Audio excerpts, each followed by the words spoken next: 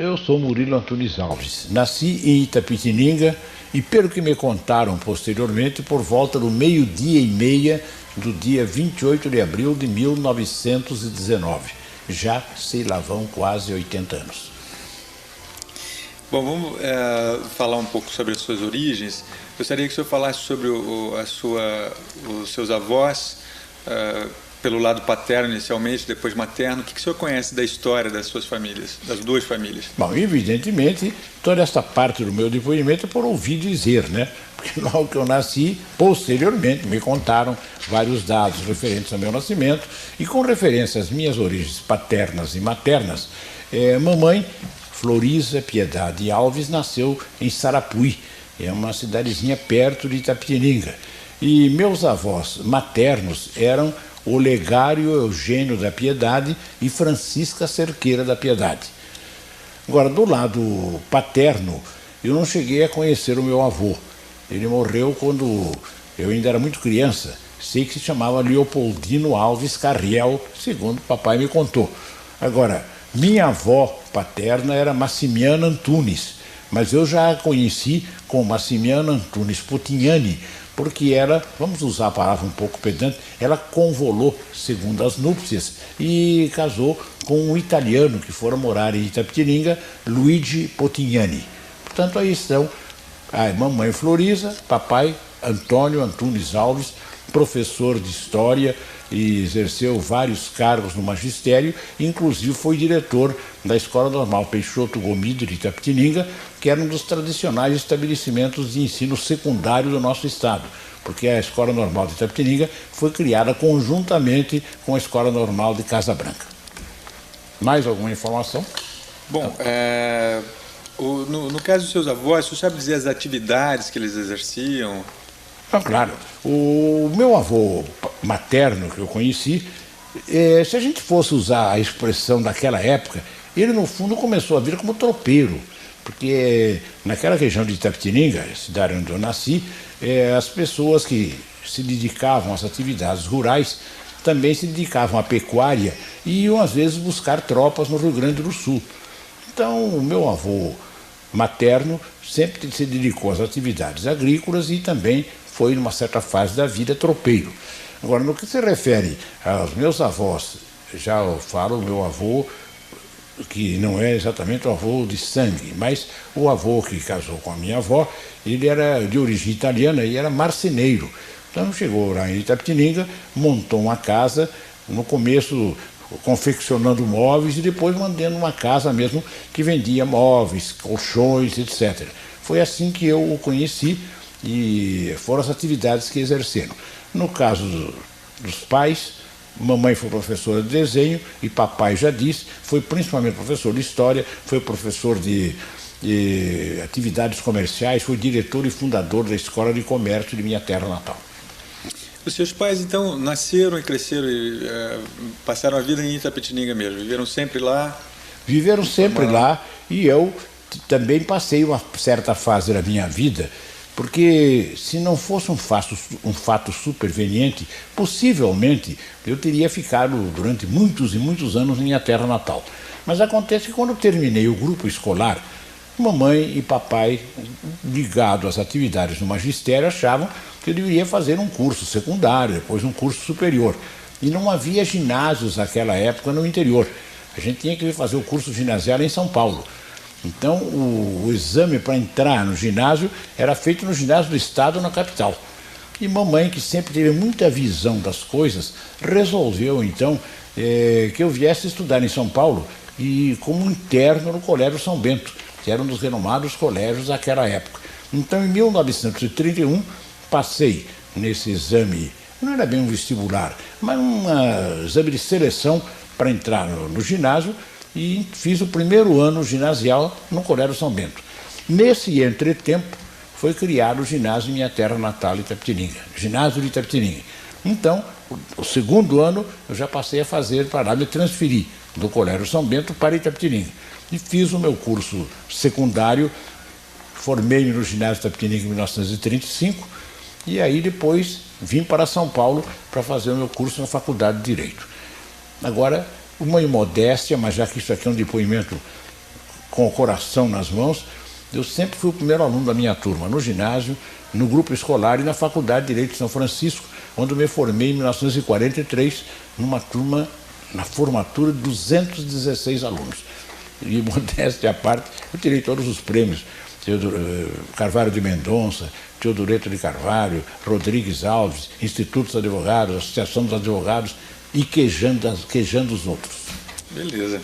Então, Murilo, fala um pouco da personagem do seu pai, que também foi uma pessoa ligada a letras, né? Ele, além de professor, foi jornalista.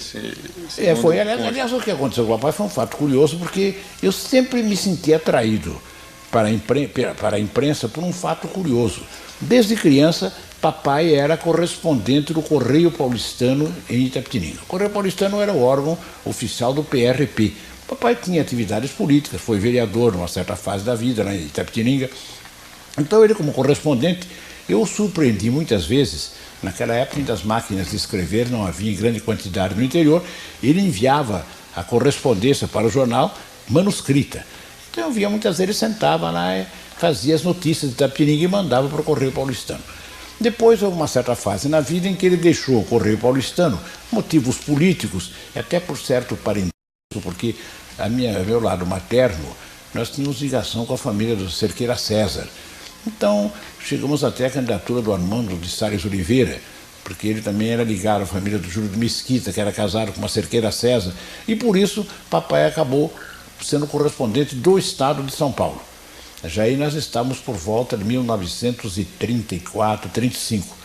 Então ele mandava correspondência para o Estado. E eu, como vi ele se dedicar à imprensa, resolvi fazer um jornalzinho em retalhos de papel chamado Juca Pato. O Juca Pato era aquele boneco criado pelo Belmonte. Então eu fazia o jornalismo, o Juca Pato, eu copiava dos jornais o que tinha no jornal, fazia uma espécie de um jornal com manchete.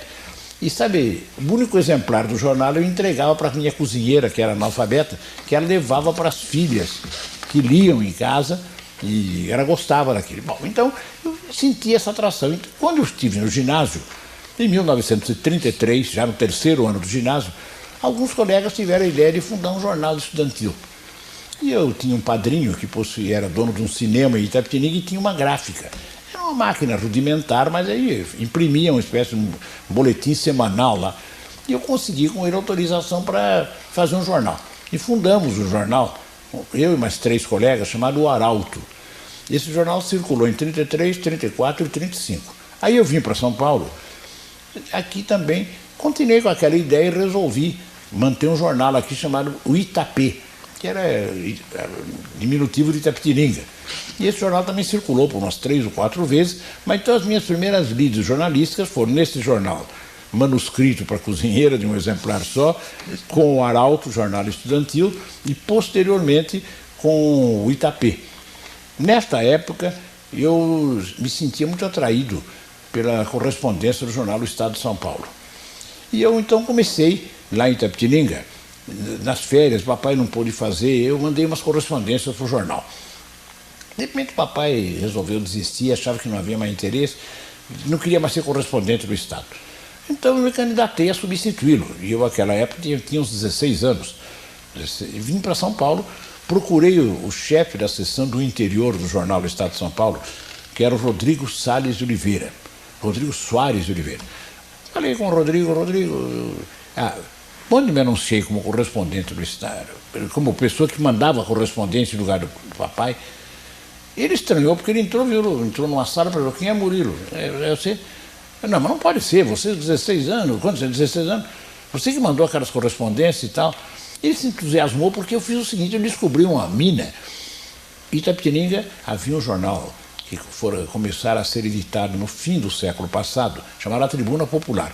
Então, como eu vi que o Estado tinha certa queda pelos fatos históricos, eu comecei a transcrever fatos do arquivo tirado. Então, eu mandava assim: como Itapetininga recebeu a proclamação da República.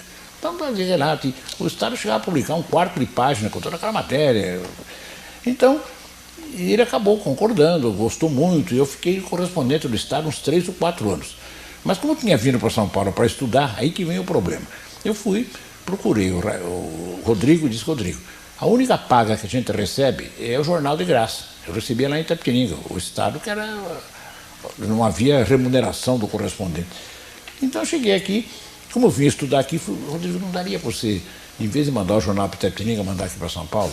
Ele falou, mas como, você vai ser correspondente lá morando em São Paulo? Eu disse, não, mas o papai continua lá. Qualquer fato urgente, ele mesmo prepara a matéria e manda. E se for normalmente der tempo, eu me preparo, eu recebo o jornal de lá, porque eu escrevia no jornal dela, recebia o jornal de lá. Então eu cozinhava, para usar a expressão, fazia o noticiário e entregava para o Estado. E assim eu continuei durante quase 3 anos, correspondente em Itapetininga, mas morando em São Paulo. Eu ia todo fim de semana para lá. Aí aconteceu um fato novo. Começou a guerra, 1º de setembro de 1939. E uns 15 dias depois eu fui chamado pelo Rodrigues Murilo. Gostamos muito do seu trabalho, está tudo 100%, mas nós não vamos poder mais fornecer o jornal para você, porque com a falta de papel agora com a guerra, está havendo uma restrição geral, todas as assinaturas de graça estão sendo canceladas, mesmo para os correspondentes. Então, aí eu falei, Rodrigo, a única paga que eu tinha era receber o jornal, você não pode receber o jornal, então, aí deixei de ser correspondente do Estado de São Paulo. Isso foi, enfim, nos fins de 1939. Aí já estava começando a minha atividade no rádio. O rádio comecei dia 1º de outubro de 1938 na Rádio São Paulo. Naquele tempo o prefixo era PRA5. Suas ordens, Luiz. Bom, então, já que o senhor... Bom, antes de a gente entrar nessa parte mais profissional, eu só queria que o senhor falasse um pouco do ambiente da sua casa, quer dizer, lá em Itapetininga. Quantos irmãos, como é que era o dia a dia da família lá? Eu tinha apenas tinha e tenho, graças a Deus, uma irmã, chamada Marília. Foi para o magistério. Enquanto eu vim para São Paulo e ingressei na faculdade de Direito, ela fez a Escola Normal de Itapetininga, diplomou-se como professora, foi uma excelente professora de História, porque o papai também sempre se especializou em História. Depois, alguns anos decorridos, Marília, que é o nome da minha irmã, papai se inspirou no nome Marília de Dirceu. Como no meu caso também, Murilo e Marília, porque muitos espanhóis, quando eu dizem, é Murillo, não, eu assino Murilo com 2 L's, mas Murilo, que era o pintor famoso Bartolomé Esteban de Murillo. Então, a minha irmã, professora de História, quando se transferiu para São Paulo, também foi professora aqui no Instituto de Educação Caetano de Campos, foi professora de História do Colégio Porto Seguro, e até teve uma particularidade, que foi professora de História da atual rainha Silvia da Suécia, que ela estudava lá e foi aluna de minha irmã. Mas então, ela até hoje está bem, graças a Deus, bem disposta, aposentada, mas ela se aposentou no magistério como professora. Agora, minha casa, papai sempre foi uma pessoa muito trabalhadora, muito conservadora, ele comprou alguns imóveis em Itapetininga, mas mamãe, embora tendo nascido numa cidade pequena, Sarapuí, ela sempre teve muita visão das coisas. Ela antecipava coisas curiosas. Uma certa fase da vida ela achava que eu deveria vir, por exemplo, por que eu não entrava na Marinha? Ela achava a Marinha muito bonita, queria que fosse engenheiro naval. Mas nunca deu certo isso. Depois ela começou a insistir, não, você tem que fazer um curso superior. Naquela fase todo mundo ou era engenheiro, ou era médico, ou era advogado. E eu senti mais vocação, talvez, para a advocacia, e vim para São Paulo. Às vezes o papai dizia, mas já fica em Itapetininga, você estuda aqui mesmo, faz depois, vai ser... Mas mamãe não, tem que ser, ela sempre queria do bom e do melhor. Quando foi na época do ginásio, uma da ideia também foi essa, não, mas pô, vai para São Paulo, faz o ginásio do Estado. Falou, não, vai ser o Colégio São Bento, que é o... E ela, pela visão que teve, foi muito interessante, porque embora tendo feito só 1 ano no Colégio São Bento, com o passar do tempo, eu tive depois várias figuras importantes da vida política, vida administrativa, foram meus colegas no São Bento. O Sérgio Pinho Melão, o Hélio Mota, foram todos meus colegas naquela época. E assim, com essa visão, ela também queria do bom e do melhor para mim. E em matéria de casa, agora vai com uma confidência que eu nunca fiz, mas papai, numa certa fase da vida, pretendia construir uma nova casa, porque a casa nascida, nós morávamos, já tinha ficado um pouco antiquada. Então ele comprou um terreno, por insistência de mamãe, na praça principal de Itapetininga. Lá no Lago da Matriz, ao lado da igreja. Papai foi um dos construtores da igreja matriz de lá, ele foi o tesoureiro da comissão. O vigário da época, padre Brunetti, queria fazer uma nova igreja e procurou o Benedito Calixto, esse arquiteto que projetou também a Basílica Nossa Senhora da Aparecida. E a igreja de Itapetininga foi feita antes e tem muito das linhas, embora em menor escala, da Basílica da Aparecida. Mas logo que começou a campanha para arranjar fundos para a igreja, o vigário morreu, o padre Brunetti. E o papai, que era o tesoureiro, praticamente ficou responsável por tudo e conseguiu levar a bom termo e fez uma igreja que é uma das grandes igrejas do interior. E o nosso terreno era ao lado. E naquela época, o papai, sempre muito seguro, muito objetivo, queria procurar alguns arquitetos de Itapetininga para projetar a casa. Mas a mamãe disse, não, tem que ser o melhor arquiteto. E no momento, naquela época, um dos renomados arquitetos de São Paulo era Alfredo Ernesto Becker, que tem muitas dessas palacetes aqui, tipo bangalô, projetados por ele. Então, o que aconteceu? Mamãe resolveu ir procurar o Alfredo Ernesto Becker.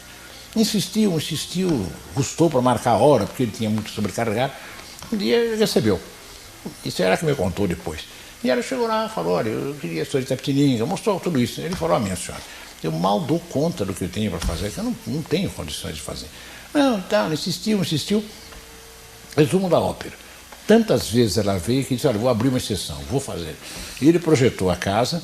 Depois se entusiasmou com a construção, inclusive os lustres, a parte toda de ferragem que tem no portão, tudo, ele desenhou tudo. E ficou sendo, com o tempo depois eu vou lhe mostrar a fotografia, tem até fotografia até hoje, que é uma coisa rara de acontecer e não é para mostrar agora, mas depois você pode guardar no arquivo. Ficou uma casinha interessante. Tinha uma casinha. Bom, então, pela visão de mamãe, foi a mesma coisa. Eu vim para a faculdade de Direito, me formei e terminei o curso em 1943. Como professor, parece que a vida do seu pai economicamente sempre foi estável, um bom nível, um bom padrão. Não foi, ele foi, porque sempre ele foi muito trabalhador, ele não se limitou, porque sabe que o magistério depende muito de vocação também. Mas a remuneração sempre fica aquém, talvez, das reais necessidades. Mas é que o papai, além de ser professor da escola normal, ele mantinha outras atividades, ele se aperfeiçoou depois, naquele tempo chamava-se escrituração mercantil, chegou a ser contador, fez um curso de contador, e em 1921 ele fundou, como outros colegas, a Escola de Comércio de Itapetininga. Então ele lecionava na escola normal e também lecionava na escola de comércio, que era particular. E depois, com o passar do tempo, ele sempre foi muito prestativo, era presidente da Estação Vicentina, fazia parte lá do Asilo São Vicente de Paulo, quer dizer, ele exercia as atividades locais, mas também professor, depois dessa associação, a Escola de Comércio, junto com o ginásio fundado em 1935, onde ele também lecionou, tudo incorporado deu origem à Associação de Ensino de Itapetininga, do qual ele foi um dos cotistas, eram quase 20 professores, então até hoje já tem uma cota da Associação de Ensino de Itapetininga que eu herdei de papai. Bom, vamos lá para o rádio então. O senhor entrou em 1938 na Rádio São Paulo. Como é que se deu essa entrada? Por que razão o senhor foi acabar parando nessa carreira? Naquela época, nas cidades do interior, havia mania de serviços de alto-falantes. Então, geralmente, na praça principal, e com o passar do tempo, Itapetininga foi numa praça Marechal Deodoro, que era conhecida popularmente como Largo dos Amores, porque à noite os casais iam lá fazer footing, namoro, etc. Então, havia um serviço de alto-falante, que era lida publicidade comercial e tocava música, era uma espécie de uma estação de rádio só para o local. E eu, estudante, me senti atraído e acabei sendo locutor nesse serviço de alto-falante durante quase um ano. Então, quando eu vim para São Paulo, eu me senti, agora eu vou tentar rádio. Pensei em tentar o rádio. Nos primeiros instantes, não foi muito fácil, e eu acabei também trabalhando num serviço de alto-falante na Rua Direita, quase na Praça da Sé, que funcionava à noite. Fiquei lá uns 2 ou 3 meses, mas trabalhei como locutor lá. E comecei a procurar uma forma de poder entrar em rádio. E me ensinaram que, normalmente, naquela época, quem queria entrar em rádio tinha que fazer teste. Às vezes fazia concurso para entrar em rádio. E havia as rádios mais conhecidas, a Rádio Educadora, eu cheguei a fazer um teste lá. Normalmente a gente passava e dizia assim, não, está muito bom, então deixa seu nome e endereço. E ficava vendo o nome e endereço. E eu fui deixando. Acontece que eu trabalhava em rádio naquela época, e nós já estávamos em 1938, eu estava no pré-jurídico de São Francisco, trabalhava na Rádio São Paulo um músico itapetiningano, muito conhecido naquela época, chamado Pinheirinho. Ele tocava muito bem bandolim e cavaquinho. A particularidade é que o Pinheirinho era irmão de uma grande brasileira itapetininga, que foi talvez a primeira aviadora aqui no Brasil, que era a Nésia Pinheiro Machado. Ainda está viva, está beirando 100 anos atualmente. Então, o Pinheirinho, irmão da Nésia, trabalhava na Rádio São Paulo. E eu fui procurá-lo um dia, falei: Pinheirinho, eu gostaria de trabalhar em rádio. Tá? O problema é que é difícil, tem muita gente que quer trabalhar em rádio. Aí inaugurou-se a Rádio Cultura. A Rádio Cultura naquela época estava no Jabaquara. Eu fui lá, fiz concurso, passei também, fica o nome, mas ninguém não me chamava. No dia 30 de setembro de 1938, eu passei, eram 3 ou 4 horas da tarde, na Rádio São Paulo, que era na rua 7 de Abril, quase em frente onde depois veio a ser a Rádio Tupi. Era ao lado da Biblioteca Municipal, tudo foi demolido. Mas eu passei e encontrei: como é, Pinheirinho? Nada de novo? Ele falou: escuta, sabe que hoje de manhã aqui 2 locutores brigaram com a direção. E se a memória não me falha, um era o Zé Ferreira Fontes, que foi um locutor famoso da época, e o outro parece que era o Ribeiro Filho. Então, os dois tiveram um desaguisado e pediram demissão. Então ele falou: parece que é possível que haja uma oportunidade. Então ele me levou lá, me apresentou. O diretor da época que me atendeu era o Pedro Edmundo Santoro. Foi diretor comercial da Rádio São Paulo, depois trabalhou na Rádio Record. Eu conversando com o Santoro, disse: bom, o senhor tem prática? Eu disse: eu já falei no interior. Ele disse: então vamos fazer um teste. A Rádio São Paulo tinha uma espécie de auditório e o estúdio era separado por um vidro. E as pessoas assistiam a programação num auditório pequeno, ali na Rua 7 de Abril. E eu me lembro como se fosse hoje. No auditório sentaram o Antônio Toledo Passos, que também depois foi diretor da Rádio São Paulo, o Pedro Edmundo Santoro e o Armando Bertoni, que era diretor artístico da Rádio São Paulo. Então eu entrei lá no estúdio para fazer o tal teste, a maneira de fazer teste. E quem entrou comigo para apresentar e fazer as perguntas foi o Valdemar Cilione. Eu me senti à vontade porque o Valdemar Cilione tinha feito um teste comigo lá no Jabaquara, na Rádio Cultura. E o Cilione, então, começa: bom, leia aqui, porque naquele tempo, isso é bom que se ressalte, naquela fase do rádio era proibido o improviso, não podia haver improviso no rádio, não havia jingle, não havia spot.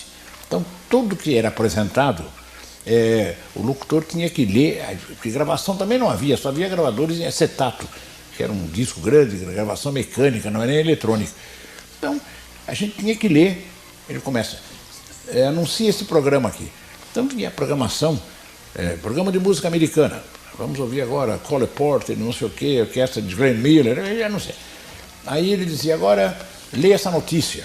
Tinha muita notícia. Depois lê um anúncio, porque os anúncios vinham já separados por intervalo.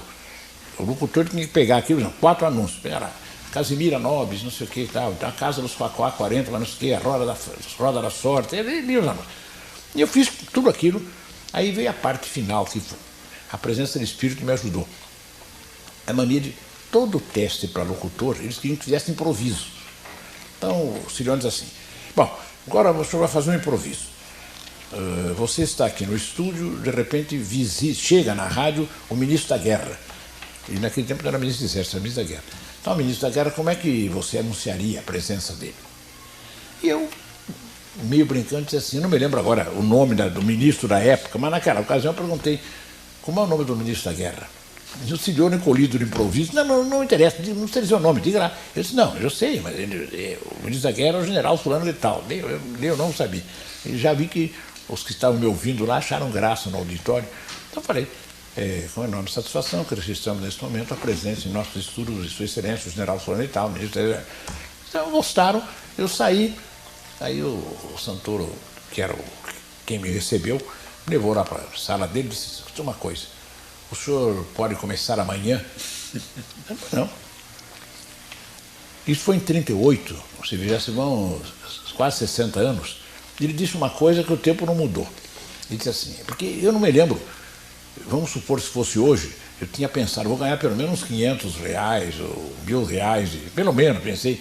Chegou lá e disse assim: bom, o senhor não tem grandes ilusões em matéria de ordenado, hein?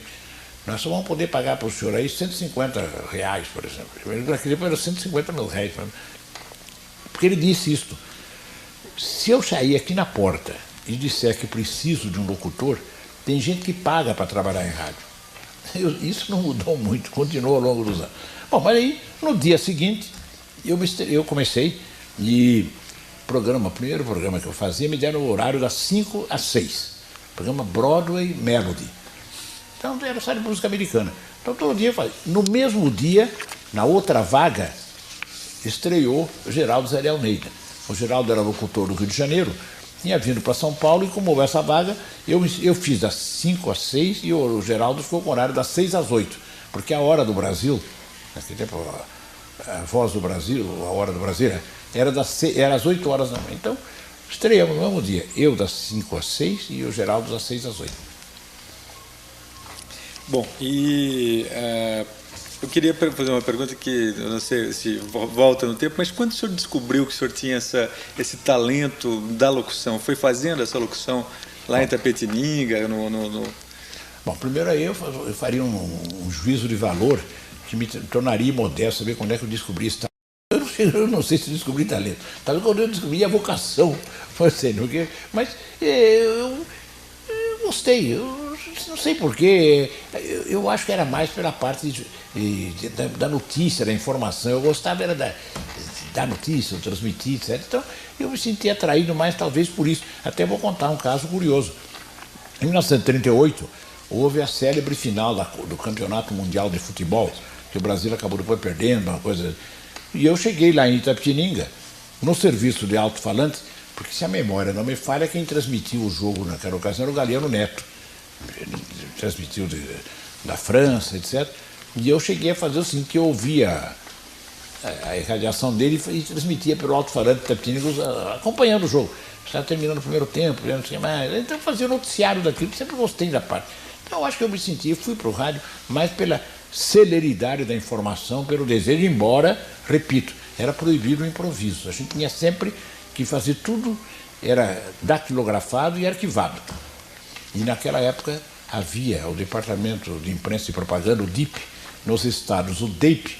A gente chegava no estúdio, o locutor, sempre tinha fixado atrás assim, é proibido noticiar, minha relação. Coisas curiosas, por exemplo, é proibido noticiar o atropelamento de uma doméstica por um carro oficial no Rio de Janeiro. Quer dizer, então, não havia a parte de improviso. E quando começou a guerra, aí que vem um fato curioso. A guerra começou em setembro de 1939. Sempre tive uma queda pela informação. Eu estava na Rádio São Paulo fazendo o programa, quando começaram as notícias, já começaram a guerra. E eu disse, conversei pelo telefone, lá falei com o Santoro, que era o diretor. Disse, como é que a gente vai arranjar notícia? Eu vou tentar ouvir por uma emissora do exterior. E aí eu descobri que na Rua 7 de Abril havia uma agência telegráfica alemã chamada Transocean. E depois fechou, mas era alemã. Mas eu telefonei para lá, porque era perto, era 3 quarteirões de lá. Vocês não podiam fornecer alguns telegramas para a gente aqui? E eles, evidentemente, tinham interesse, porque era a versão mais ou menos alemã da coisa. E começou a... Então eu fiquei o dia todo quase... Eu mesmo assumi a coisa e fui fazendo a cobertura do primeiro dia da guerra. Teve tanta repercussão, foi a primeira vez que eu, como eu diria, talvez que eu filei boia a respeito, porque quando chegou lá uma certa hora, o seu Santoro chegou, parabéns, formidável e tal, né? Aí eu falei, só tem uma coisa, eu não almocei ainda, eu estou desde cedo, às 8 horas. Eu falei, não, está aqui, pega um vale, vai lá no restaurante Palhaço, que era um restaurante famoso, eles tinham permuta. Fui lá, fui almoçar no restaurante Palhaço por conta do começo da guerra. Bom, vamos começar então falando da sua entrada na Bandeirantes como primeiro locutor esportivo. Depois a gente faz esse painel aí das outras passagens pelas outras rádios. Pois não. O que acontece é o seguinte, como já disse, eu estreiei na Rádio São Paulo no mesmo dia que o Geraldo Zé de Almeida. E o Geraldo já tinha iniciado a sua carreira no Rio de Janeiro, inclusive com propensão para a cobertura dos acontecimentos esportivos, principalmente futebolísticos. Então, ele estava na Rádio São Paulo e uma tarde ia haver aqui uma final do Campeonato Brasileiro de Futebol entre paulistas e cariocas no Parque Antártico, um jogo noturno. E o Geraldo achou, por que a Rádio São Paulo não transmitiria aquele jogo? Então procurou o Santoro, que era o diretor, mais o Toledo Passo, parte comercial, e o Tom Bill, era um italiano, Loris Giraud, o nome dele. Ele fazia humorismo mas ele era corretor de anúncios. Naquele tempo as agências de propaganda ainda não estavam iniciando as atividades com rádio. Eram principalmente os corretores que arranjavam. Então o Tom Birro e o Armando Bertoni arranjavam patrocinadores para a Rádio São Paulo. E eles se entusiasmaram com a ideia do Geraldo e de repente já arranjaram o patrocinador para transmitir o jogo. E ainda foram além. A Rádio Tupi e a Rádio Record foram convidadas para fazer uma espécie de pool para irradiar junto. E toparam. Mas aí quando foram executar, para tomar as providências para a transmissão do jogo, surgiu um fato, é que a organização Byton, que era a Rádio Cruzeiro do Sul e a Rádio Cosmos, eles tinham exclusividade das transmissões de futebol nos campos. Tanto que em todos os campos daqui, Parque Antártica, Parque São Jorge, havia cabine, uma cabine de madeira que durou muitos anos ali nas Gerais, que era da Rádio Cruzeiro do Sul e Rádio Cosmos, para transmitir os jogos.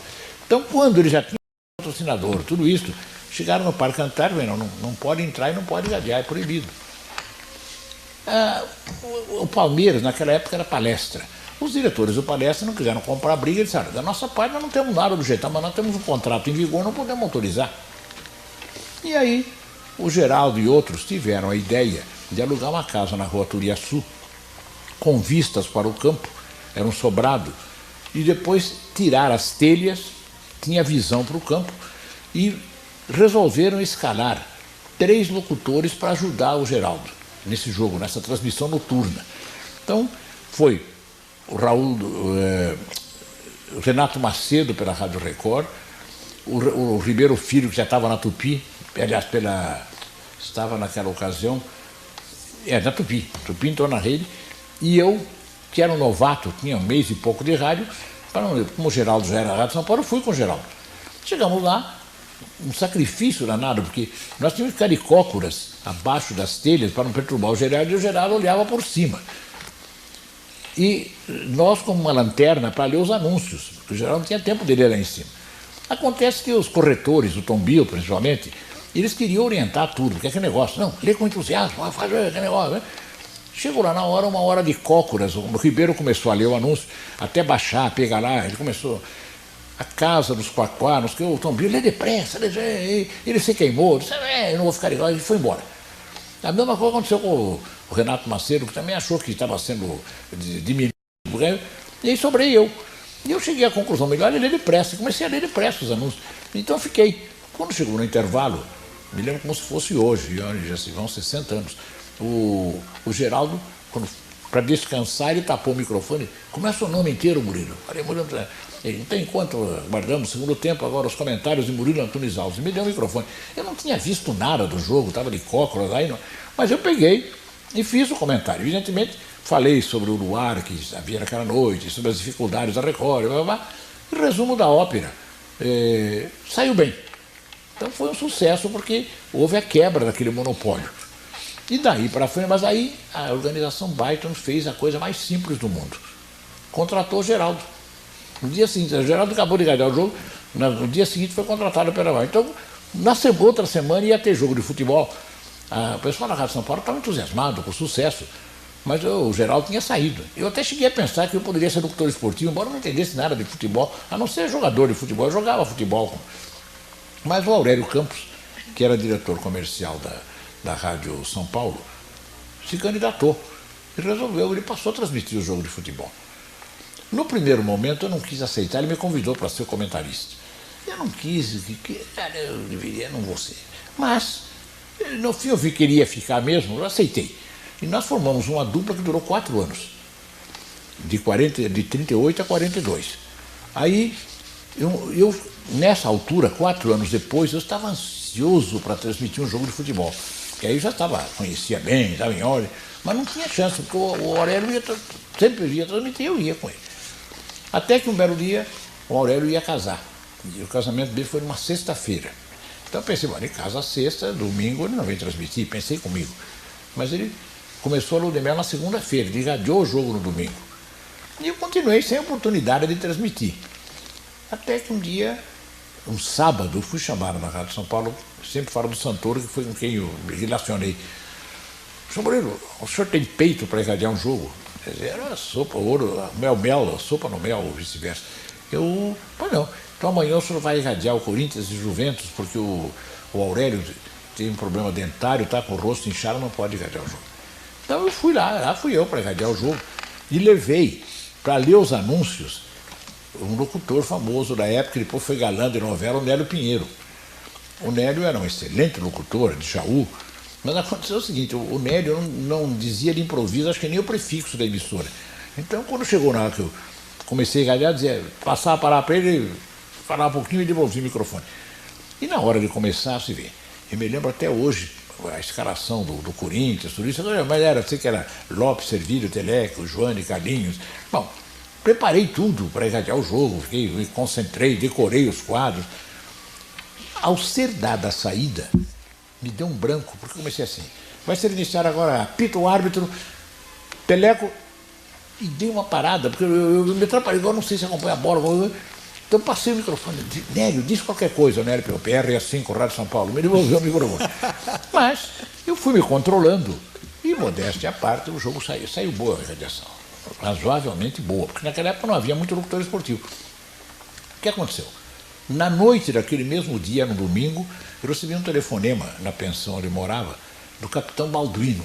O capitão Balduino foi uma figura marcante do rádio, trabalhava na Rádio Bandeirantes.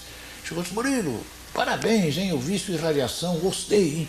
Você sabe, a Bandeirantes está querendo entrar no futebol, ele está precisando de um locutor, você não gostaria de vir para cá? Eu disse, depende, né? Não, então eu vou falar com o Nicolini amanhã. No dia seguinte me chamaram lá, fui convidado e fui o primeiro locutor esportivo da Bandeirantes, isso em 42, e já fui ganhando o dobro do que eu ganhava na Rádio São Paulo. Então, você vendo a minha biografia, eu tenho uma passagem meteórica por várias estações como locutor esportivo, porque na época o futebol sempre era bem pago, porque havia anunciantes que se interessavam. Então era um bom negócio para as estações. E havia poucos locutores esportivos, porque geralmente eles queriam, então era um tal de um ia para cá, um ia para lá, o Pedro Luiz ia para um lado, o Geraldo ficou na Rádio São Paulo. Mas depois ele veio para a Record, o Geraldo veio para a Record e ficou muitos anos na Record.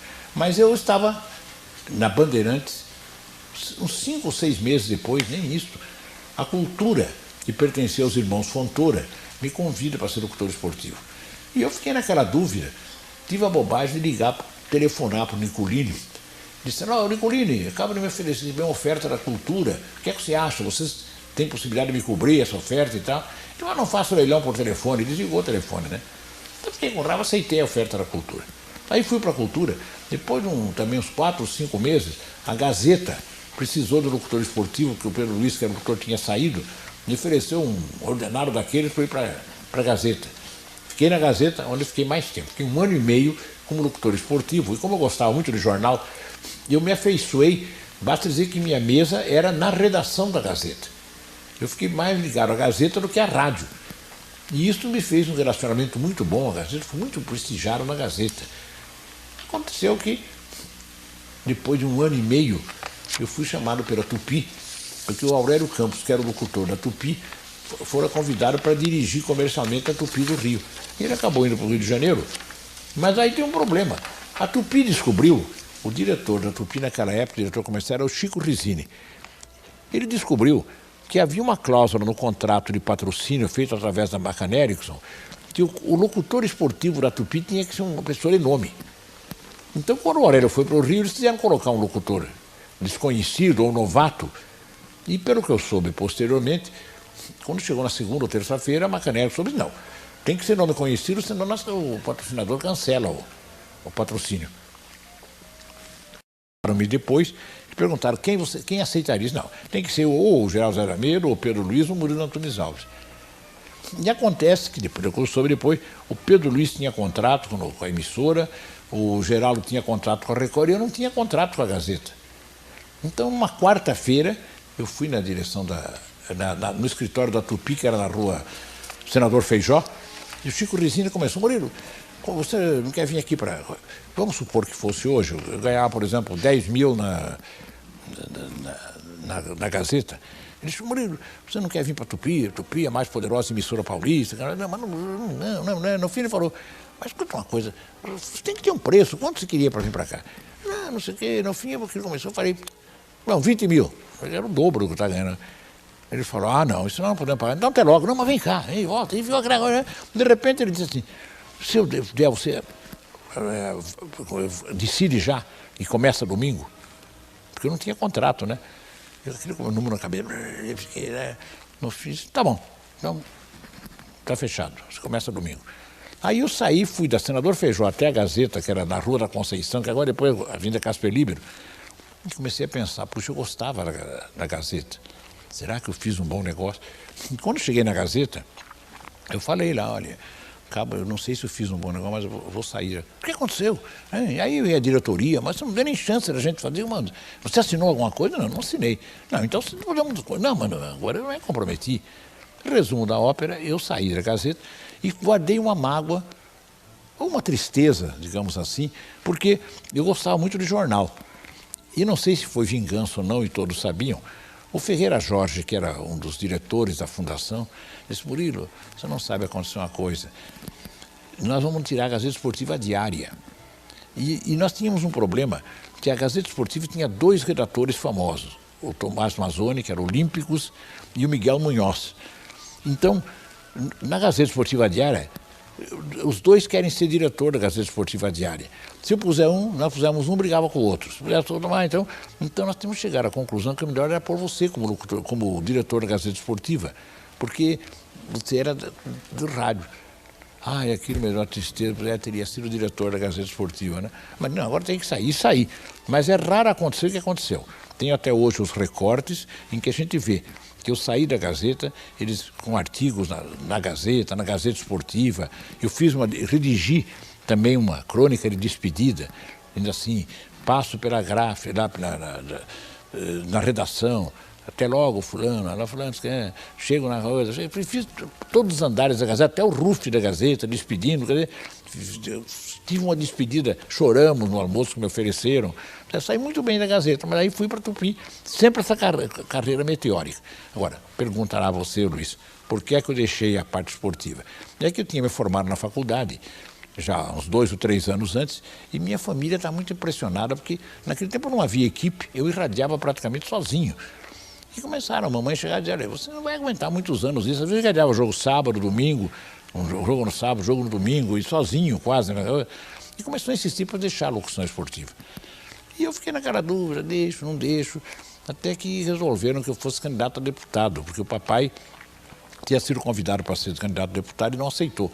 Então me procuraram lá de Itapetininga, mas com a condição de que eu precisaria ir nos fins de semana para fazer política. Eu disse, mas não posso, eu já dei o futebol nesse...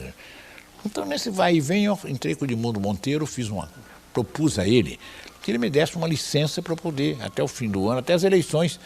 Aí ele falou, mas se eu der licença, não vamos precisar contratar um outro nome conhecido, não dá jeito de... Então, ficou naquela dúvida. Mas o Aurélio não se acostumou no Rio de Janeiro e resolveu voltar. Então, um dia me disseram, o Edmundo disse, Murilo, você ainda quer ser político? Eu queria que você ficasse aqui, né? Não, estou nessas dúvidas, não, vamos fazer o seguinte, o Aurélio volta e você pede demissão. Então, eu prefiro fazer o seguinte, eu fico até dezembro, embora não trabalhando, você me dá licença até dezembro, se eu for candidato, muito bem. E se também não for, e fizemos esse acordo. Sabe o que aconteceu? Adiaram as eleições para deputado. Quando chegou o dia 31 de dezembro daquela época, acho que foi 46, eu estava fora do rádio e não era candidato. Aí começa uma outra história que fica para uma outra vez. Bom, essa história que o senhor está dizendo é sobre política, né? O lado da carreira política. Mas ainda na carreira de locutor esportivo, o senhor, depois da Tupi, vai para Bandeirantes? Não. A Bandeirantes já fui como repórter. Aí outra história também, isso que eu falei. Porque eu estive na Bandeirantes com o primeiro locutor esportivo em 42. Que não pertencia às emissoras unidas, não pertencia. Quando eu deixei de gadear futebol na Tupi, a Bandeirantes já era da Record. E o que aconteceu? No começo de 47, eu estava no Ponto Chique ali, uma noite, e encontrei o Paulinho de Carvalho. Então, Paulinho, Murilo, você não está mais no rádio? Eu disse, não, saí dessa coisa. Poucos dias antes tinha havido um famoso incêndio na Estação da Luz, porque com a queda do Getúlio Vargas, em 1945, uma vez depois do Getúlio, aí começou essa euforia libertária, todo mundo podia fazer tudo no rádio. Tudo era proibido antes no Estado Novo, aí podia fazer tudo. Então, Eu falei assim, Paulinho, você vê, por exemplo, esse incêndio da Estação da Luz poderia ter sido irradiado. Era um negócio, ninguém deu nada e tal. Ele falou, você está fora do rádio, né? Eu estou. Escuta, deixa o telefone. E no dia seguinte ele me chamou lá na Record. Disse, você vai falar lá na Bandeirantes, era o Nicolini, estava o Nicolau Tuma também. Você vai lá para a Bandeirantes, que nós estamos com a ideia, talvez, de fazer, você podia voltar para lá para fazer essa. Era o que eu tinha sugerido. Então eu fui para a Bandeirantes e voltei como repórter. Aí passei a irradiar tudo, de manhã à noite. Bandeirantes, que era a nona colocada, parece, uma coisa assim, em 4 ou 5 meses passou para segundo lugar. Porque eu passava o dia inteiro, o Torparo importou uma máquina, um gravador de arame. Os primeiros gravadores eram fio de arame, parecia um fio, um cabelo, quando arrebentava a gente dava um nozinho com fósforo, soldava. Era um gravador General Electric. Então com esse gravador, o Adhemar, eleito governador do estado, estava em Pindamonhangaba, lá fui eu com o gravador, tem fotografia até hoje lá no meu arquivo, fui, localizei o Adhemar e dei uma entrevista, uma bruta repercussão para o governador, dando entrevista, porque nunca havia isso, não havia isso no rádio. Então daí para frente foi num crescendo, passei a irradiar tudo, fui irradiar eleições na Itália, fui irradiar aqui em São Paulo, para você fazer ideia. E o Dr. Paulo entusiasmou-se, chegou a importar equipamento de guerra, um microfone volante, que eu tinha fotografia também, acho que mais ou menos meio metro, que a gente usava com mochila nas costas para irradiar. Eu irradiei uma ocasião um incêndio no Banco do Brasil, estava em obras. Tem lá fotografia, um para carregar, outro para levar a pilha, mas com microfone volante. Depois importou também um gravador, um transmissor de onda curta. Para parecer brincadeira. Fui irradiar eclipse total do Sol em Araxá. Foi o equipamento, porque Araxá e Bocaiúva eram os 2 pontos melhores para observar o eclipse total do Sol. Era por volta das 8 horas da manhã. Nós instalamos o transmissor onda curta em Araxá e na hora do eclipse, porque tinha tempo na Bandeirantes, irradiava o que queria. Na hora do eclipse começava os galos amiúdam, a escuridão baixa sobre Araxá, essas coisas. Então comecei a irradiar. Aí o Dr. Paulo se entusiasmou, vamos irradiar eleições na Itália, fui irradiar eleições na Itália, fui irradiar depois. Qualquer acontecimento do Brasil ia, um enchente em Minas Gerais. Então a Bandeirantes foi crescendo. Para ver que no rádio, como na televisão, para usar aquela frase que acho que era do Zé Fidelis, nada se cria, tudo se copia.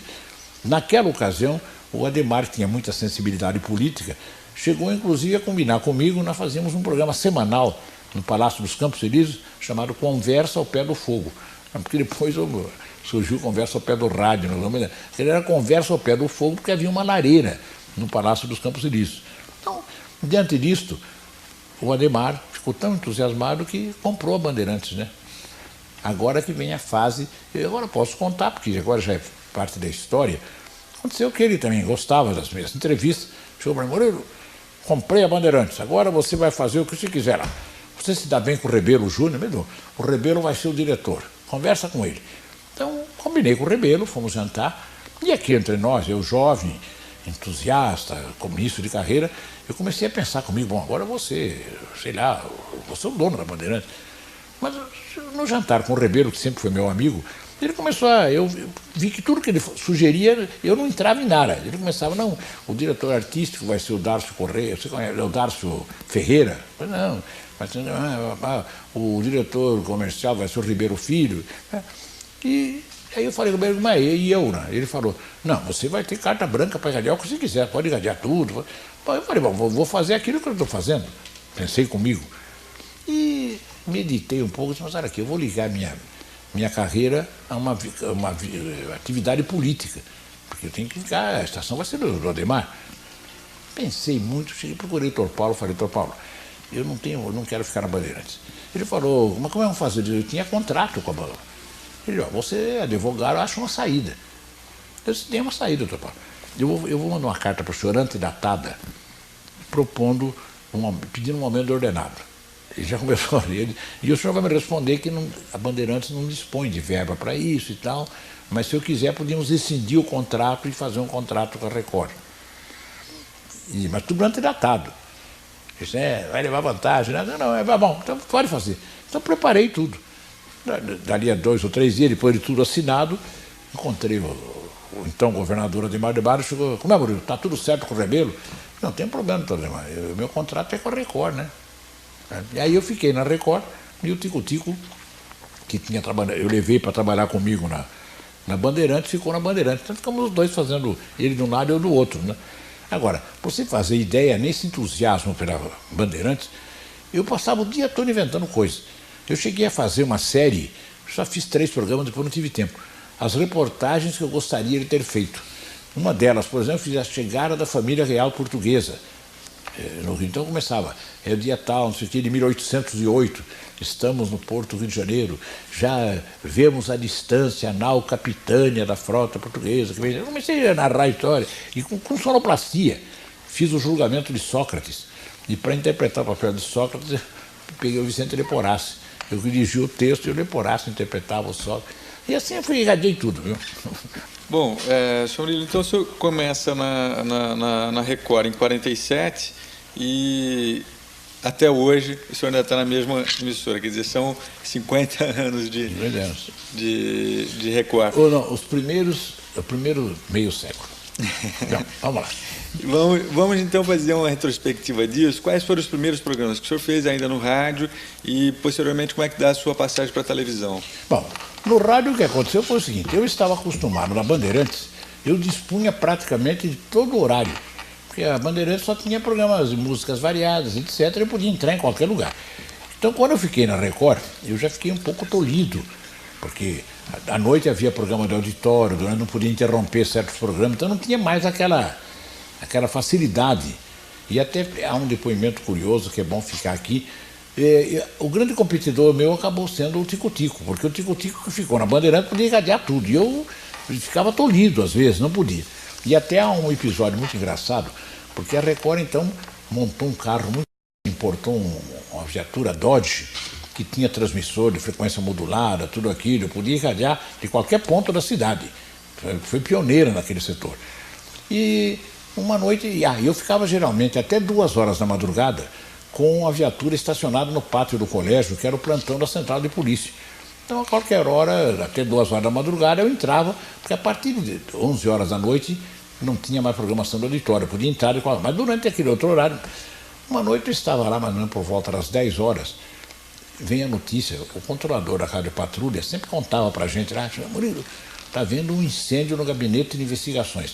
O gabinete era na Rua dos Gusmões. E parece que é grande. Eu então imediatamente pus no ar. Alô, senhores ouvintes, era, como a gente falava, o repórter B9. Aqui fala o repórter B9, Murilo Antunes Alves e tal. De acordo com as primeiras informações que chegam aqui, um incêndio está lavrando nas dependências do gabinete de investigações e parece que é de grandes proporções. Vamos rumar para o local e daremos informe. E fui.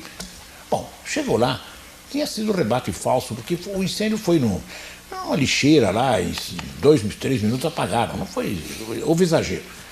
E aí eu liguei para a Record, vamos pôr no ar para dar o... Aí disse, agora tem que esperar meia hora, porque estava num programa de auditório, não podia interromper. Enquanto eu estava esperando, entra um carro contramão na Rua dos Gusmões, acendendo o farol e tocando a buzina e tal, que era o Tico-Tico.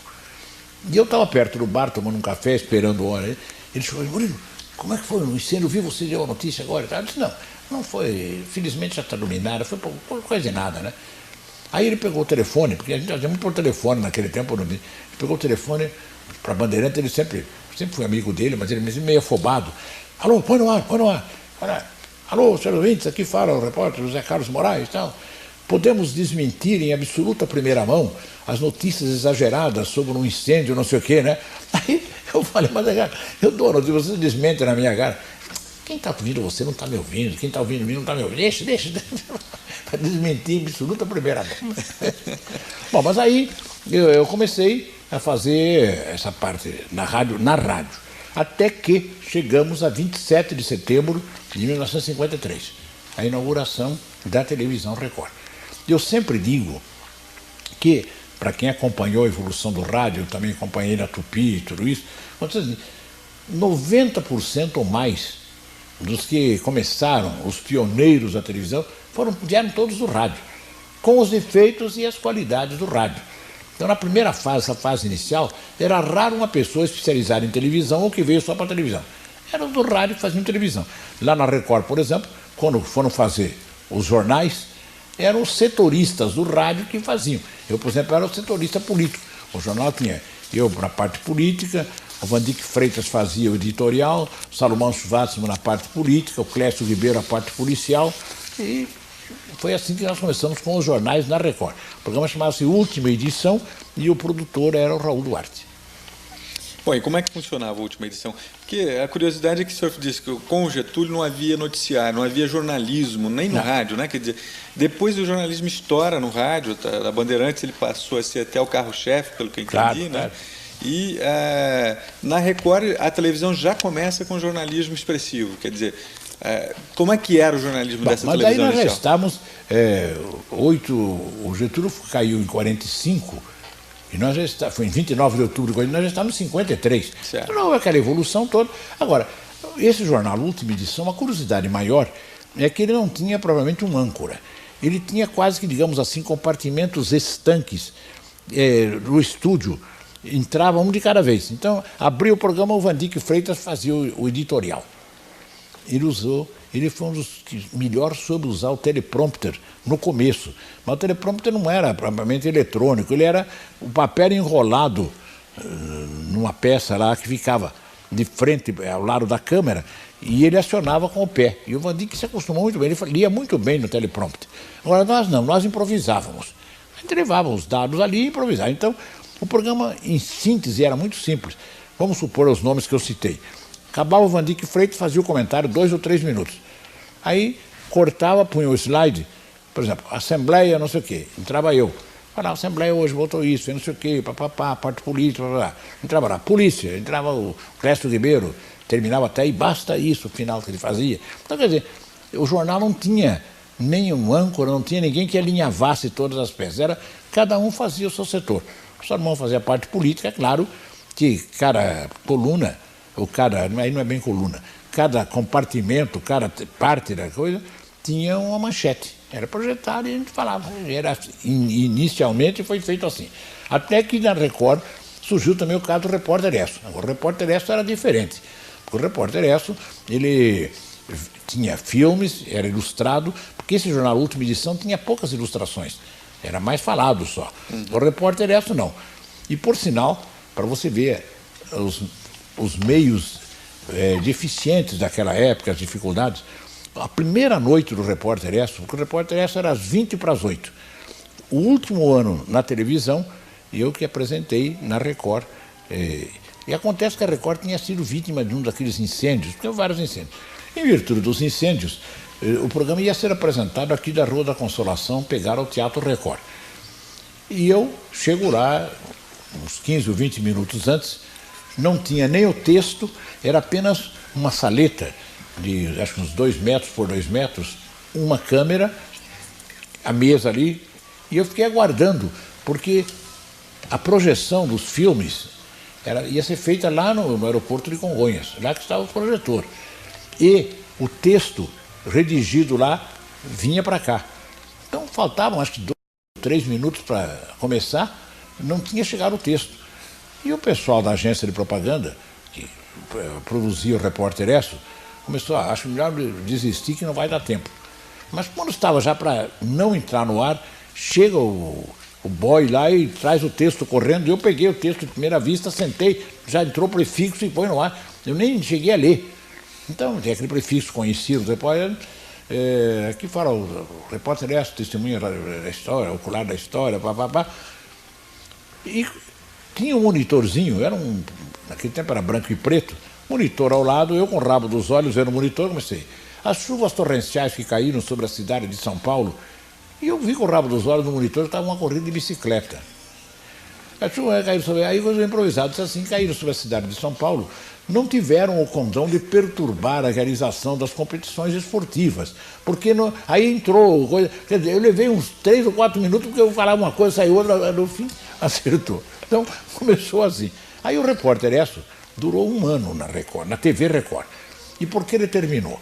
Aconteceu o seguinte, o Repórter Esso era das 7h20 às 8h.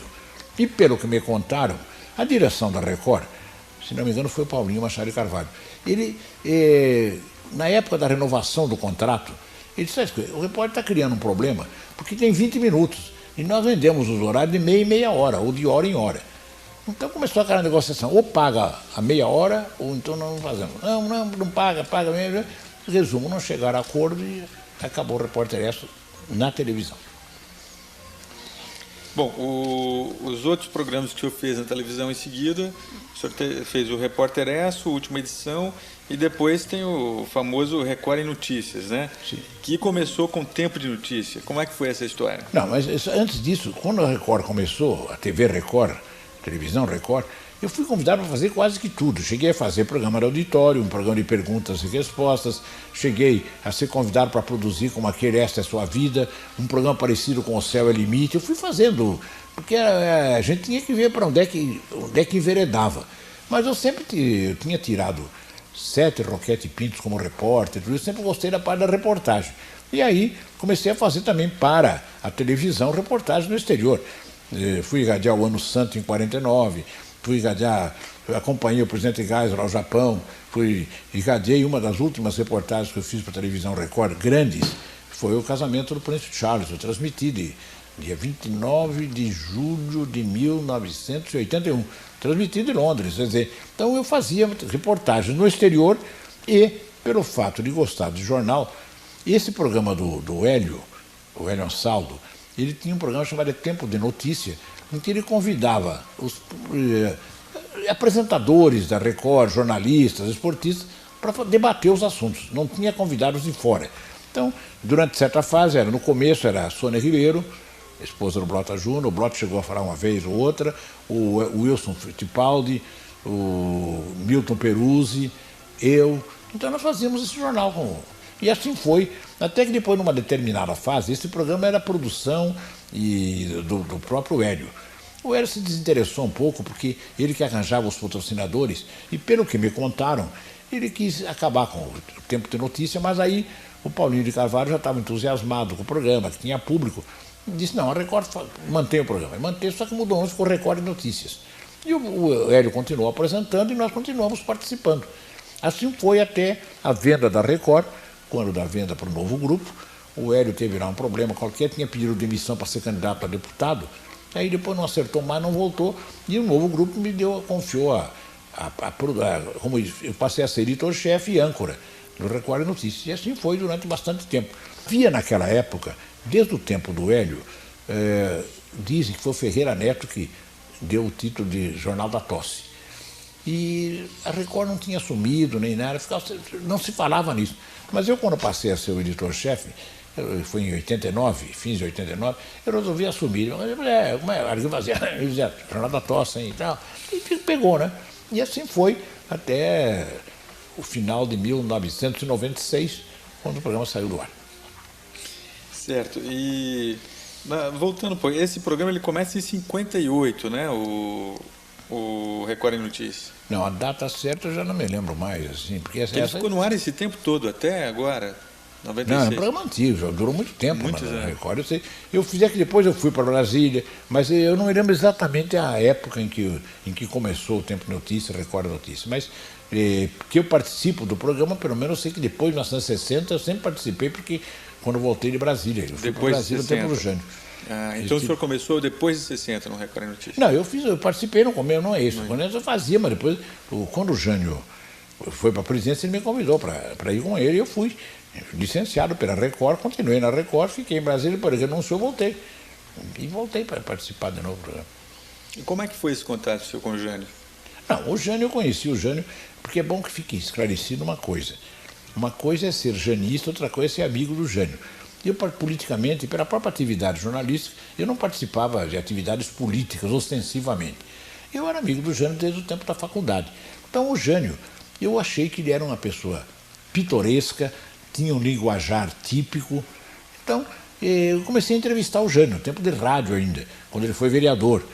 Eu dava cobertura, porque naquela fase nós não tínhamos propriamente setoristas. Eu, como era o repórter primeiro da Bandeirantes, depois da Record, eu era credenciado em todos os lugares. Eu era o representante da Record na Assembleia, na Câmara, na Polícia. Então, eu tinha credenciado em todos os lugares.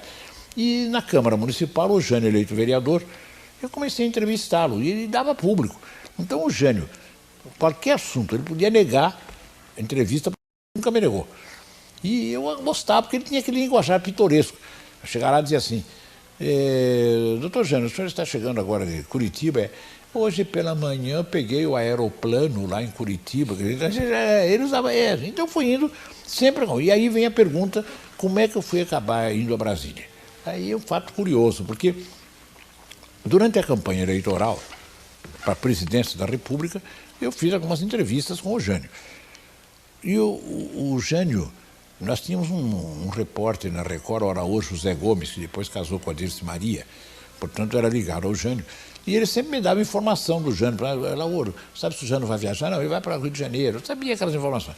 Até que, terminada a eleição foi dia 3 de outubro de 1960. No dia 5 de outubro, todo mundo andava atrás do Jânio, porque o Jânio estava eleito presidente da República pelos resultados, e ninguém sabia onde estava o Jânio. Aí eu perguntei, onde é que está o Jânio? Ele, depois do almoço, ele disse, vou ver. Voltou e disse, olha, ele está na Bertioga, na casa do Zé Hermílio de Moraes. Mas não adianta você ir lá, porque a polícia já cercou lá a estrada, ele não quer ser entrevistado, ele não quer falar antes da diplomação. Mas a Record tinha helicóptero naquela época. Então peguei o helicóptero, o gravador, estamos lá e desci no jardim. Me lembro que na estrada o pessoal da polícia fazia sinal, mas eu desci. Chegou lá, o Jânio não saiu, mas o genro do Carvalho Pinto apareceu, chegou para mim e disse, Murilo, como vai? Eu queria falar com o presidente. Ele disse, ele não vai falar, ele não recebe ninguém. Então você pode levar um bilhetinho para ele? Não, parabéns, presidente, pela sua eleição. Ele levou e trouxe de volta uma mensagem manuscrita do Jânio, que tem até hoje o texto, por intermédio da Rádio Record, dos meus amigos Paulo Machado de Carvalho e Murilo Antunes Alves, envio uma saudação muito calorosa ao povo do Brasil. E fez uma mensagem. Bom, foi um sucesso, porque eu peguei o helicóptero, vim para cá, pus no ar, aí o Jornal do Brasil, o Globo, naquele tempo tinha uma revista, uma diretriz, todo mundo queria cópia, né? Eu dei para todo mundo, e estava o nosso nome, Record, Paulo Machado de Carvalho e Murilo Antunes Alves. Então foi uma repercussão tremenda. Agora eu passo a viver um drama muito curioso, que talvez seja o último episódio que eu vou poder contar aqui hoje, e é o seguinte, o Jânio, eleito, depois do dia 6 ou 7 ou 10, ele apareceu em público pela primeira vez no dia 10 de outubro de 60, na casa do Quintanilha Ribeiro, porque ia ser o casamento civil do Araújo José Gomes, com a Dirce Maria. E eu fui, lembro-me como se fosse hoje, eu entrei com a minha mulher na casa do Quintanilha, olhei, numa sala estava Jânio, Magalhães Pinto, Ney Braga e Carlos Lacerda. Estávamos os quatro ali. Eu não sei se ele queria se ver livre ou não. Quando eu apareci na porta, ele, como vai, meu amigo? Não bem, presidente. Então, com licença, entrei com a mulher, parabéns pela sua eleição, minha mulher também comentou. Aí ele diz assim, Murilo, quando é que você poderia ceder-me alguns minutos de seu precioso tempo? Bom, ele, presidente eleito, todo mundo. Eu digo, pode quando Vossa Excelência quiser. Pode ser, já pode. Com licença, pediu licença para os três, me pegou pelo braço e foi à beira da piscina. Era noite. Nessa hora havia dezenas de pares de olhos, vendo eu ali com o Jânio. Ele disse, Murilo, você tem muitos vínculos aqui em São Paulo. Eu digo, tenho Assembleia, sou chefe cerimonial, tenho a Record. Então vá se preparando para romper estes vínculos, porque eu não prescindirei da sua colaboração em Brasília. Eu fiquei meio assim. Ele disse, não precisa dizer nada, porque eu só quero muito sigilo, porque é um dos primeiros convites que eu formulo. Aí voltamos para lá, minha mulher chegou e disse, o que aconteceu com você está pálido? Mas aí passei a viver um drama, isso foi em outubro. Passou novembro, o Jânio viajou, contei para o doutor Paulo só, que era da Record, eu falei, não, o que é que você vai ser? Ele falou, não sei. Não, você deve aceitar. Ficou nessa conversa. Chegamos no mês de janeiro, a posse ia ser dia 31 de janeiro. A Record se reúne e diz, olha, você vai ter que irradiar a posse do Jânio, você é o repórter da Record. Aí diz o doutor Paulo, diante do que você falou, será que vai dar para você irradiar? Eu não sei. Então eu falei com o Araújo, como é que eu vou fazer? Você viu falar alguma coisa? Não, o Jânio disse que você vai para Brasília, mas para quê? Não disse. Aí disse, olha aqui, o Jânio hoje de noite vai na casa do Chaves Amarante, que é um deputado, seu amigo, você vai lá também e pergunta para ele. Então, cheguei lá, isso é dia 4 ou 5 de janeiro, o Jânio cumprimentaram, aquele coisa. De repente cheguei e falei, presidente, parabéns, tá? Presidente, a Record está querendo que eu transmita a sua posse. E diante daquela nossa conversa, nos 3 meses passados, não há alguma incompatibilidade? Não, muito pelo contrário. Isso só vai dignificar as suas futuras funções. E passou, todo mundo saiu. E eu disse, agora posso irradiar. E aí fui para Brasília, para a irradiação, irradiei tudo aquilo. E às 4 horas da tarde, no dia 31 de janeiro de 61, na hora do beijamão, eu entrei na fila também. Quando chegou a minha vez, parabéns, ele disse, já está aprontando as malas? Um jornalista que estava atrás, mas o que você vai ser? Eu não sei. O presidente falou que você veio, mas não sei. E não sabia mesmo, né? Mas aí ele recebeu um telefonema para ir no dia seguinte, no Palácio da Alvorada, e aí depois que ele formalizou o convite, queria que fosse para o cerimonial da presidência e tal, mas eu fiquei nessa angústia, isso eu não sabia. Fui para Brasília, demorei para tomar posse, porque eu fiz com uma exigência, ter um apartamento. O apartamento só ficou pronto em fins de maio. Então eu fui para Brasília em fins de maio, e quando foi no dia 25 de agosto, morreu a renúncia, eu que limpei o gabinete, trouxe até hoje o último agenda com a última programação do derradeiro dia dele na presidência da República. O senhor ficou 3 meses lá. Quase 3 meses, não chegou a 3 meses, 2 meses e uns dias. Depois só devia ter contato com o Jânio um pouco mais tarde e fui chefe do cerimonial dele na prefeitura também. Certo. Pô, o senhor tem uma longa carreira como chefe de cerimonial também. Mais de 50 anos. Na Assembleia, depois no governo do... Não, eu fui do Legislativo, do Executivo, do Judiciário, Federal, Estadual e Municipal. Fui da presidência com o Jânio, fui da Assembleia 35 anos, aposentado lá, fui da Prefeitura com o Jânio, fui do Governo do Estado com o Laudo Natel, fui do Tribunal de Justiça com o Odir José Porto e atualmente sou da Câmara Municipal. Bom, eu acho que fecha um pouco esse lado aí paralelo à televisão. E para a gente entrar num encerramento, o senhor poderia fazer talvez uma avaliação da sua participação na televisão, quer dizer, quais foram os momentos mais importantes que o senhor viveu e uma avaliação assim, o que se marcou mais, o que o senhor ficou com mais saudade, a grande reminiscência que o senhor tem desse tempo da televisão? Evidentemente, em poucos minutos e colhido quase que assim de surpresa, não é fácil sintetizar as experiências vividas ao longo de mais de meio século. O que ocorre, evidentemente, eu sempre me senti atraído pelo rádio e pela televisão. Sempre gostei. É uma atividade, porque dizem, você não deixou e tal, porque eu faço isso com gosto. Então, o que a gente gosta, faz. Agora, eu tive fatos marcantes, uma vida bem vivida, praticamente já dei a volta ao mundo, falta só um fuso horário. Eu já fui pela Europa até Jacarta, na Indonésia, já fui pelos Estados Unidos até Tóquio, falta só um fuso horário para fechar a volta ao mundo. Então, é uma vida bem vivida, presenciei todos os grandes acontecimentos, as eleições, o Ano Santo, o casamento do Príncipe Charles, eleições na Argentina. Então, se você perguntar, eu tive como talvez até pudesse ir para o livro Guinness. Uma coisa curiosa aconteceu quando da morte do Tancredo Neves, porque foi feito um pool de emissoras para a cobertura do sepultamento dele, o corpo saindo desde aqui, perto do Hospital das Clínicas, até São João del Rei, até o sepultamento. E a Record me encarregou, porque nós recebíamos a imagem, mas a locução era feita no estúdio. E eu fui na Record, 8 horas da manhã, comecei a descrever sobre as primeiras imagens, quando o corpo ia ser removido para o aeroporto, e fui descrevendo até 11 horas da noite. Eu fiquei 15 horas falando, com pequenos intervalos, evidentemente, tomar água, tomar coisa, mas falei durante 15 horas, e até durante vários meses depois, eu recebia cartas de telespectadores de vários pontos do Brasil, cumprimentando, porque além de eu estar emocionado, como todo o povo brasileiro estava, a experiência de cerimonial, o vocabulário com que eu sempre dispus, me ajudou a fazer a cobertura. Porque eu não me limitava a dizer, estão vendo aí o corpo, a hora passou, não é isso. Por exemplo, eu me lembro, na hora do São João del Rei, havia um plano, um contraplano assim, com as palmeiras, ao pôr do sol. Depois, a natureza também parece chorar neste pôr do sol quase no ocaso, com a morte de um grande brasileiro. E quando chegou lá, por exemplo, e agora vão ser prestadas as honras militares, o coronel se apresenta. Eu fui descrevendo tudo aquilo. e alcançou grande repercussão. Então, esses acontecimentos todos, se você fizer uma pergunta bem direta, depois de tantos anos vividos, se eu tivesse a opção de voltar aos primeiros anos, eu ia repetir a experiência. Eu gostaria de repetir. Eu me senti gratificado pela repercussão daquilo que eu realizei no rádio e na televisão, também pelas minhas atividades no cerimonial, e procuro ter correspondido à expectativa de todos.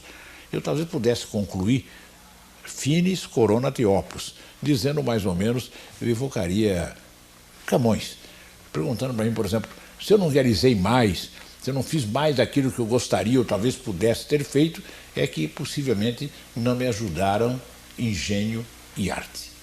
Acho que é isso.